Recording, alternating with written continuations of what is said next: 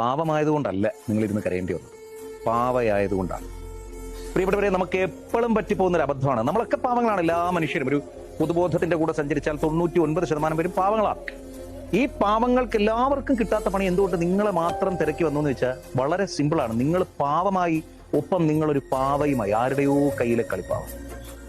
ആ ആളുടെ ഇമോഷൻസിനനുസരിച്ച്, ആ ആളുടെ ആഗ്രഹങ്ങൾക്കനുസരിച്ച്, ആ ആളുടെ അടുത്തിടയ്ക്ക് എനിക്ക് മെസ്സേജ് അയച്ച ഒരാൾ പറയുന്നുണ്ടായിരുന്നേ, എന്റെ പാർട്ണറായിട്ട് ഒരാളുണ്ടായിരുന്നു, എന്നെ ചീറ്റ് ചെയ്തിട്ട് പോയി. കഴിഞ്ഞ 6 വർഷമായിട്ട് അയാളുടെ കറണ്ട് ബില്ല് അടയ്ക്കുന്ന ഞാനാണ്. നല്ല വരുമാനമുള്ളൊരു മനുഷ്യന്റെയാണ് കറണ്ട് ബില്ല് അടച്ചുകൊണ്ടിരുന്ന ഞാനാണ്.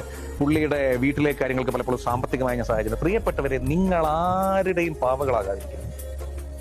2 മനുഷ്യർ ഒരുമിച്ച് ജീവിക്കുമ്പോൾ, ഞാനുണ്ടല്ലോ, എനിക്ക് നാളിതുവരെ തോന്നിയിട്ടുള്ളൊരു വലിയ സംഗതിയാണ്, നമ്മളൊരാളുമായിട്ട് സൗഹൃദമാവട്ടെ, അല്ലെ പ്രണയമാവട്ടെ, ദാമ്പത്യമാവട്ടെ, പൈസ കണക്ക് അതിനകത്ത് അധികം വരും.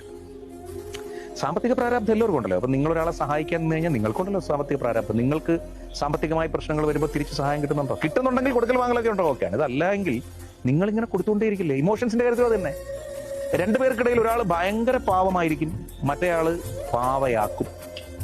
അയാളുടെ ഇംഗിതങ്ങൾക്ക്, അയാളുടെ യാത്രകൾക്ക്, അയാളുടെ കാര്യങ്ങൾക്ക്, അയാളുടെ സ്വപ്നങ്ങൾക്കൊക്കെയുള്ള ഒരു പാവയായി, അതല്ലെങ്കിൽ അയാൾ ഒരുപാട് തളരുമ്പോഴോ അയാൾക്ക് സമയമുള്ളപ്പോഴോ മാത്രം ഒരു പാവയായി ഉപയോഗിക്കാൻ ഒരാളായിട്ട് നമ്മൾ മാറിയല്ലേ വരുന്നു, പിതുക്കി കളിക്കുന്നു. പി എന്തിനാണ് നമ്മളൊരു ബന്ധം എന്ന് പറയുന്നത് മ്യൂച്വൽ റെസ്പെക്റ്റിൽ തന്നെയാണോ എന്നുള്ളതാണ് എന്റെ അഭിപ്രായത്തിൽ. നിങ്ങളെ ചോദിച്ചാൽ ഞാൻ പറയും, നിങ്ങൾ വലിയ പാവമൊന്നും ആയില്ലെങ്കിലും കുഴപ്പമൊന്നുമില്ലെന്നേ.